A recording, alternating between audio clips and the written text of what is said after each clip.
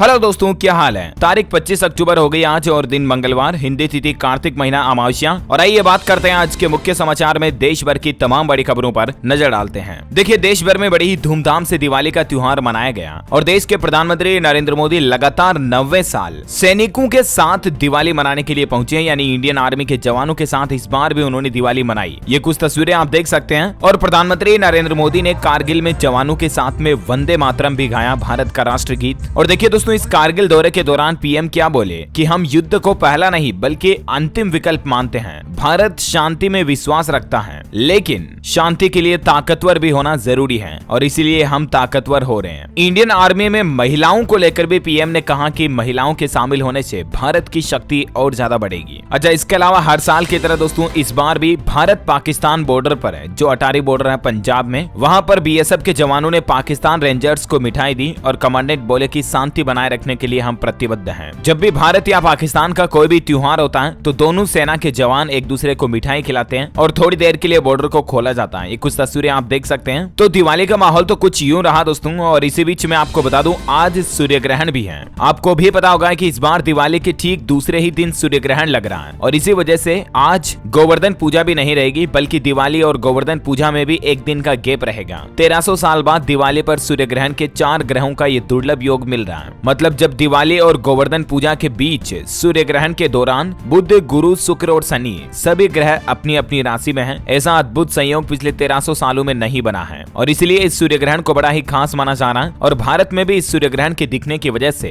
12 घंटे पहले से ही, यानी कि आज रात से ही ऑलरेडी सूतक काल लागू हो चुका है। और सूर्य ग्रहण का समय रहेगा दोस्तों, भारत में 4:22 से सूर्य ग्रहण शुरू होगा, जो कि आज के सूर्यास्त तक ही समाप्त होगा। तो लगभग 4:30 बजे से सूर्य ग्रहण रहेगा, जो 6:30-7 बजे के समथिंग सूर्यास्त के बाद समाप्त होगा। सूर्य ग्रहण के दौरान आपको कुछ बातों का ध्यान रखना चाहिए, जैसे मित्रों खाने पीने की चीजों में तुलसी का पत्ता डाल दें। गर्भवती महिलाएं विशेष तौर से ध्यान रखें, सूर्य ग्रहण के दौरान बाहर ना निकलें, क्योंकि सूर्य की किरणें गर्भवती महिलाओं पर गिरती हैं तो उनके बच्चे के लिए, शिशु के लिए भी अशुभ माना जाता है। और सूर्य ग्रहण के दौरान मान्यता है कि आपको कुछ खाना पीना नहीं चाहिए, घर पर भी कुछ खाना बनाना नहीं चाहिए, किसी मंदिर में नहीं जाना चाहिए, पूजा पाठ वगैरह भी नहीं करनी चाहिए। और इसीलिए तो आज सूर्य ग्रहण की वजह से कई सारे मंदिरों के कपाट भी बंद रहेंगे। बैद्यनाथ मंदिर, केदारनाथ, काशी विश्वनाथ कॉरिडोर समेत लगभग सभी मंदिरों के कपाट बंद रहेंगे, जो 26 तारीख को कल सुबह खुलेंगे, है ना। तो ये तो कुछ सूर्य ग्रहण से संबंधित खास बातें मैंने आपको बता दी। सूर्य ग्रहण के दौरान ध्यान रखें, कोई शुभ काम भी नहीं किया जाता है। ओके, चलिए आगे बढ़ते हैं आज की बड़ी खबरों की तरफ। देखिए, पंजाब में मूसेवाला के गांव में इस बार दिवाली भी नहीं मनाई गई। ग्रामीणों ने फैसला लिया कि पंजाब सरकार गैंगस्टरों को बेवजह सिक्योरिटी दे रही है और इसीलिए मूसेवाला के गाँव वालों ने न दीपक जलाए न ही पटाखे जलाए। अच्छा, इसके अलावा इस बार गुजरात में भी काली दिवाली मनाई युवाओं ने, जो राजस्थान के बेरोजगार, आपको पता होगा गुजरात में दांडी यात्रा निकाल रहे हैं राजस्थान के मुख्यमंत्री अशोक गहलोत सरकार के विरोध में, क्योंकि इन युवाओं का सरकार पर आरोप है कि सरकार वादे के अनुसार सरकारी नौकरियां भर्तियां नहीं निकाल रही है। उपेंद्र यादव बोले कि कांग्रेस ने युवाओं के साथ वादा खिलाफी की और इसका जवाब चुनाव में देंगे। वैसे तमिलनाडु में आज 25 अक्टूबर को शिक्षण संस्थानों की छुट्टी रहेगी। तमिलनाडु के मुख्यमंत्री स्टालिन सरकार की तरफ से यह बड़ी घोषणा की गई है। और हरियाणा में भी भाई दूज के दिन 27 अक्टूबर को स्कूलों में छुट्टी की घोषणा की गई है। वैसे भाई दूज का त्योहार इस बार वही तिथि के हिसाब से 26 अक्टूबर को भी रहेगा और 27 अक्टूबर को भी रहेगा, है ना, ध्यान रखें। वहीं देखिए, अनंत अंबानी ने शिरडी के साईं मंदिर में आरती की दिवाली के दिन और 1.5 करोड़ रुपए दान भी किए। ये मुकेश अंबानी जी के छोटे बेटे हैं, है ना। और दोस्तों, दिवाली के मौके पर भारत के लिए सबसे बड़े गौरव की बात जो रही वो ये कि ब्रिटेन में इतिहास रच गया। ब्रिटेन के अब नए प्रधानमंत्री हमारे भारतीय मूल के होंगे, ऋषि सुनक। आखिरकार ब्रिटेन में प्रधानमंत्री चुनावों के माहौल के बीच तय हो चुका कि ब्रिटेन के अगले प्रधानमंत्री ऋषि सुनक ही होंगे। 28 अक्टूबर को ये शपथ लेंगे और सुनक को ब्रिटेन में 200 सांसदों का समर्थन मिला है, जबकि इनके विरोध में जो थी एक महिला पेनी मोर्डॉन्ट, जिनका नाम है, उनको सिर्फ 26 सांसद ही सपोर्ट किए हैं। अब ऋषि सुनक की पॉपुलैरिटी का अंदाजा आप इसी बात से लगा सकते हैं कि वहां पर इनको लोग कितना चाहते हैं और इस तरह से ये निर्विरोध वहां पर प्रधानमंत्री चुन लिए गए हैं, क्योंकि इनके जो विपक्ष में थी उन्होंने नाम ही अपना वापस ले लिया। और इसके अलावा जो ब्रिटेन के पूर्व प्रधानमंत्री थे बोरिस जॉनसन, उन्होंने भी अपना नाम प्रधानमंत्री के नामांकन से वापस ले लिया। तो अब इनके विपक्ष में कोई बचा ही नहीं और इसलिए वोटिंग से पहले ही ये तय हो चुका है कि ऋषि सुनक ही ब्रिटेन के अगले प्रधानमंत्री होंगे। है ना, मतलब कितना वक्त बदल गया। ये वही ब्रिटेन है, यहाँ वही ब्रिटिश लोग रहते हैं, वही अंग्रेज लोग रहते हैं जिन्होंने 200 साल तक हम भारतीयों को गुलाम बनाकर रखा, भारत पर शासन किया और उसी यूके को अब एक भारतवंशी चलाएगा। मतलब देख रहे हो समय चक्र का पहिया किस तरह से घूमा।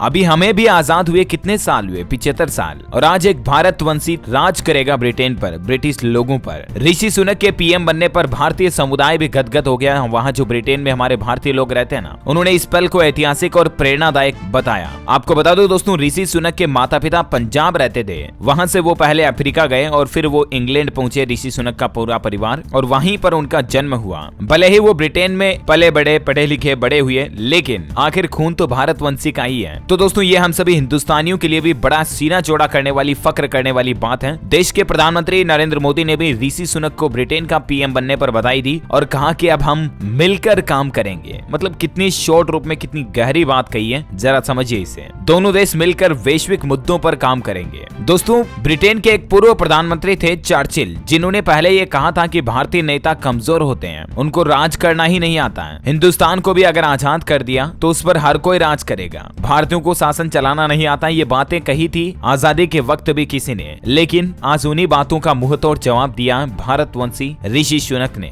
दोस्तों अगर आप भी एक सच्चे दिल से इंडियंस हैं, भारतीय हैं, तो इसी बात पर एक लाइक तो बनता है। फटाफट से लाइक कर दीजिए इस वीडियो पर और आगे बढ़ते हैं अपन आज की बड़ी खबरों की तरफ। लेकिन इससे पहले आपसे एक छोटी सी रिक्वेस्ट और भी है कि आप सभी लोग वीडियो को देखते तो यार, लेकिन सब्सक्राइब नहीं करते हो। सब्सक्राइब कर दो प्लीज, क्योंकि मैं आपके लिए रोजाना इसी तरह की काम की बड़ी खबरें, मुख्य समाचार का वीडियो डेली लाता हूँ। आपको पता है कितनी मेहनत होती है इसमें, मैं आपको बताऊंगा तो भी आप यकीन नहीं करोगे। आपका क्या जा रहा है, लाइक कर दिया करो, सब्सक्राइब करके शेयर कर दिया करो, बस इतनी सी तो इच्छा मेरी। कोई बड़ी आपकी धन दौलत प्रॉपर्टी नहीं मांग रहा हूँ। चलिए आगे बढ़ते हैं खबरों की तरफ। देखिए अक्षय कुमार की फिल्म राम सेतु आज सिनेमाघरों में रिलीज होगी 25 अक्टूबर को, दिवाली के मौके पर, है ना। वहीं देखिए छत्तीसगढ़ में संविदा कर्मियों को नियमित करने की मांग। अमित जोगी ने मल्लिकार्जुन खड़गे को एक पत्र लिखा और उड़ीसा और राजस्थान सरकार के हाल ही के फैसलों का हवाला देते हुए कहा कि छत्तीसगढ़ में भी जो संविदा कर्मी है उनको रेगुलर किया जाना चाहिए। देखते हैं अब सरकार की तरफ से इस पत्र के जवाब में क्या फैसला आता, मैं आपको बता दूंगा। अच्छा, खबर आ रही है कि दिवाली बाद धान खरीदी का ट्रायल रन शुरू होगा। छत्तीसगढ़ में 1 नवंबर से शुरू होगी वास्तविक खरीदी और अभी तक लगभग 1.5 लाख गठान बारदाना भी पहुंच चुका है धान की खरीदी वगैरह के लिए, है ना। अच्छा, दिवाली के मौके पर इस बार शेयर बाजार भी बड़ा तेजी से गर्म दिखाई दिया। विदेशी निवेशकों ने भी शेयर बाजार में लगभग 400 करोड़ से भी ज्यादा का स्टॉक खरीदे। इंडियन स्टॉक मार्केट में इतना निवेश किया दिवाली के मौके पर। आपको बताऊंगा दिवाली के मौके पर मुहूर्त ट्रेडिंग होती है, 1 घंटे के लिए शेयर बाजार खुला कल। मैंने इसके बारे में आपको डीएलएस न्यूज चैनल पर जानकारी बताई भी थी। और मुहूर्त ट्रेडिंग के लिए कौन से टॉप 10 स्टॉक्स हैं जो बेस्ट साबित हो सकते हैं इन द फ्यूचर 2023 में, आपको बेहतर रिटर्न दे सकते हैं, इसके बारे में भी मैंने पूरी लिस्ट आपको कल चैनल पर बताई थी, राइट। तो मुहूर्त ट्रेडिंग के दौरान शेयर बाजार में बड़ी तेजी से मतलब गर्माहट देखी गई, कारोबार अच्छा खासा हुआ। सेंसेक्स 525 अंक चढ़ा, निफ्टी 17,700 के ऊपर बंद हुआ और आईसीआईसीआई बैंक और नेस्ले टॉप गेनर्स रहे। इन 2 कंपनियों के स्टॉक को लोगों ने सबसे ज्यादा खरीदा। आईसीआईसीआई के बारे में तो मैंने भी आपको सजेस्ट किया था, राइट। वैसे शेयर बाजार में निवेशकों के लिए सेबी की तरफ से भी दिवाली के मौके पर एक बार फिर से ये मैसेज जारी किया गया कि अगर आपने डीमेट अकाउंट खुलवाया हुआ, ट्रेडिंग करते हैं आप, ट्रेडिंग अकाउंट है आपका, तो 31 मार्च 2023 तक आपको अपने डीमेट खाते में नॉमिनेशन जोड़ लेना है, वरना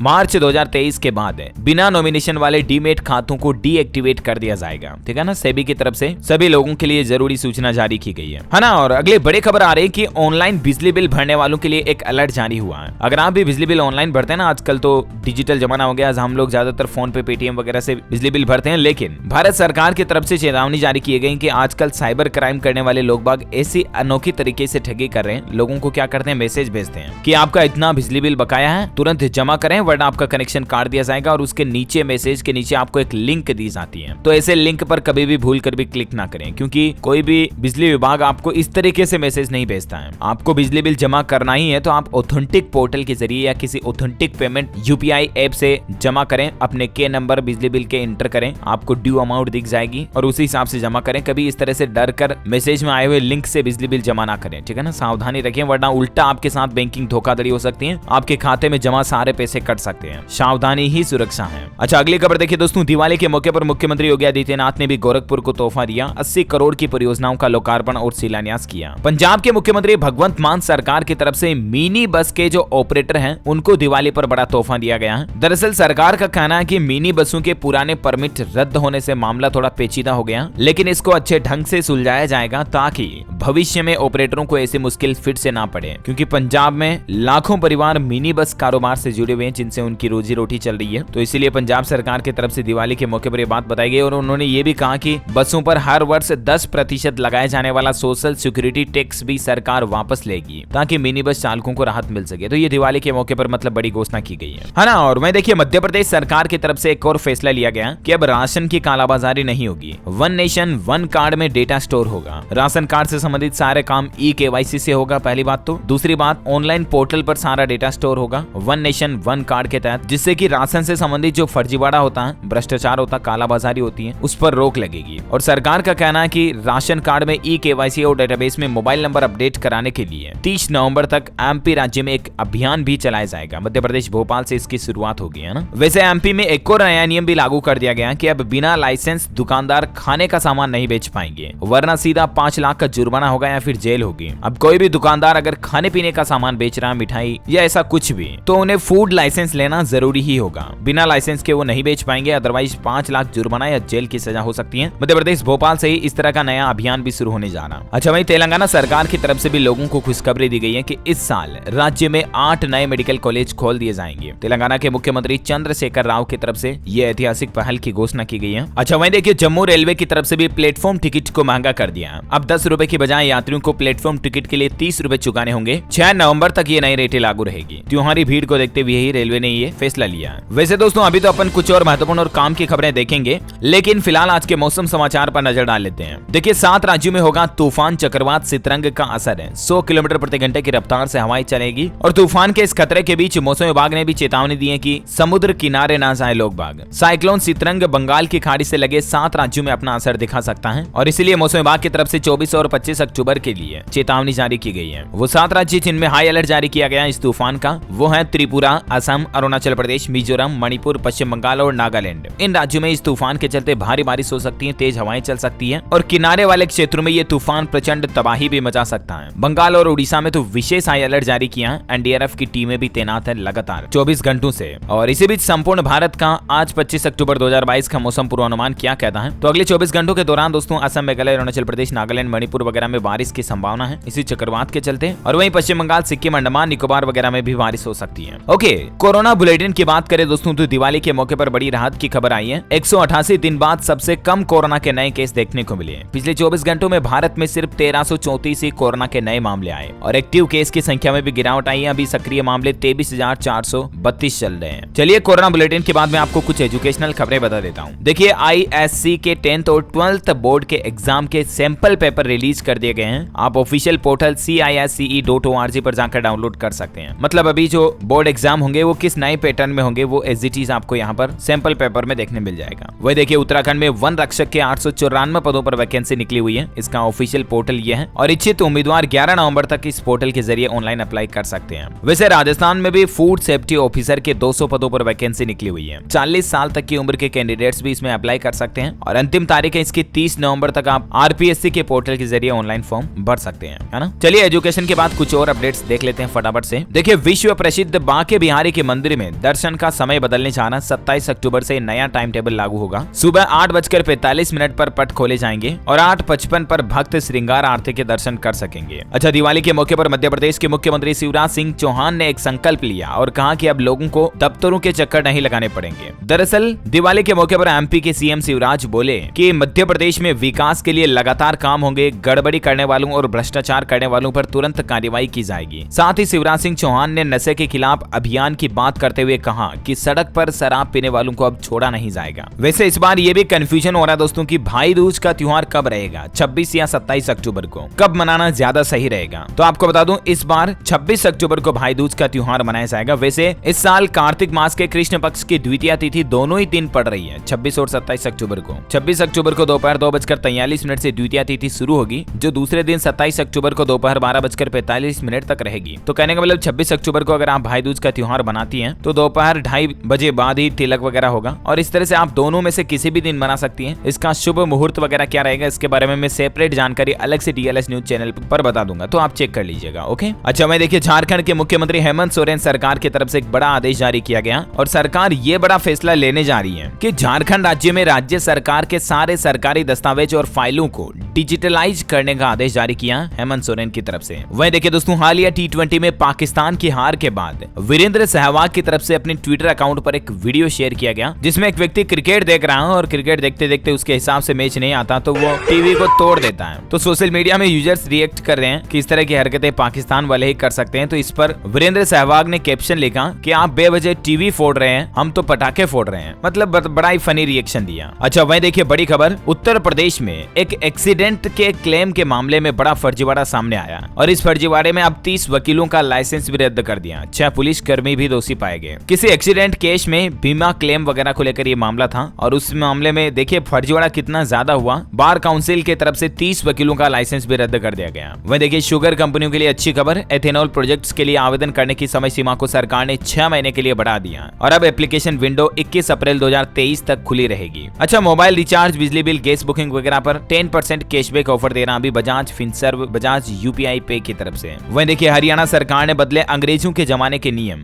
जेल से संबंधित कुछ नियमों में हरियाणा सरकार ने बदलाव किया है, जैसे कि अब कैदी कभी कभी वीडियो कॉल भी कर पाएंगे अपने परिजनों के साथ। ये भी सुविधा देगी हरियाणा सरकार जेलों में और अपराध के हिसाब से होगी बेरक। साथ ही बीमार, वृद्ध और महिलाओं के लिए भी जेलों में अलग से व्यवस्थाएं बनाई जाएगी। वैसे हरियाणा में आपको पता होगा सफाई कर्मचारियों को लेकर मसला काफी ज्यादा चल रहा है अभी कुछ दिनों से और इसी बीच 10,000 टन कचरा इकट्ठा हो गया। सफाई कर्मचारी ही हड़ताल पर है और अब 26 अक्टूबर तक ऐसे ही लोगों को गंदगी वगैरह भी झेलनी पड़ेगी। अच्छा, बैंक ग्राहकों के लिए गृह मंत्री अमित शाह की तरफ से हाल ही में एक ऐसा ऐलान किया गया। उन्होंने कहा कि सरकारी बैंकों के ग्राहकों तक सभी सरकारी कल्याणकारी योजनाओं का लाभ पहुंचाने के लिए उन्हें डायरेक्ट बेनिफिट ट्रांसफर यानी कि DBT से जोड़ा जाएगा शीघ्र ही। और इसका मकसद यह है कि ज्यादा से ज्यादा लोगों को सरकारी योजनाओं का लाभ मिल सके, है ना। और मैं देखिए उत्तर प्रदेश मथुरा में जिला अस्पताल में लगी हेल्थ चेकअप ATM मशीन। पूर्व ऊर्जा मंत्री श्रीकांत शर्मा ने इसका उद्घाटन किया और ये 20 मिनट में आपकी कई सारी स्वास्थ्य जांचों की रिपोर्ट सामने ला देगी। बिहार सरकार की तरफ से कल ही बड़ा ऐलान किया गया था, मैंने आपको बताया भी था। किसान परिवारों को 3535 रुपए सीधे उनके बैंक खाते में ट्रांसफर किए जाएंगे छठ पूजा से पहले पहले। जहां भी सूखा पड़ा, इस बार बारिश नहीं हुई है बिहार के लगभग 11 जिलों में, उन सभी जिलों में किसानों को ये 3500 रुपए बैंक खाते में सीधे सहायता राशि के रूप में तुरंत भेजे जाएंगे। अच्छा दोस्तों, कल दिवाली के मौके पर सोशल मीडिया पर एक ऐसा वीडियो सामने आया जिसमें देखकर लगता है कि इंसानियत मानो कुछ लोगों में बिल्कुल ही मर से गई है। ये महिला एक डॉक्टर है और ये क्या कर रही है देखिए जरा। ये एक गरीब के दिए फोड़ रही है। इसके हाथ में लकड़ी वगैरह कुछ डंडा है और जो ये कुम्हार वगैरह दिए लगा करके सड़क पर बैठते हैं ना, उनके दियों को फोड़ रही है। ये बोले कि मेरे घर के सामने दुकान लगाने से जाम लग जाता है। ये उत्तर प्रदेश लखनऊ की घटना है। जरा देखिए, एक ही दिन की तो बात थी।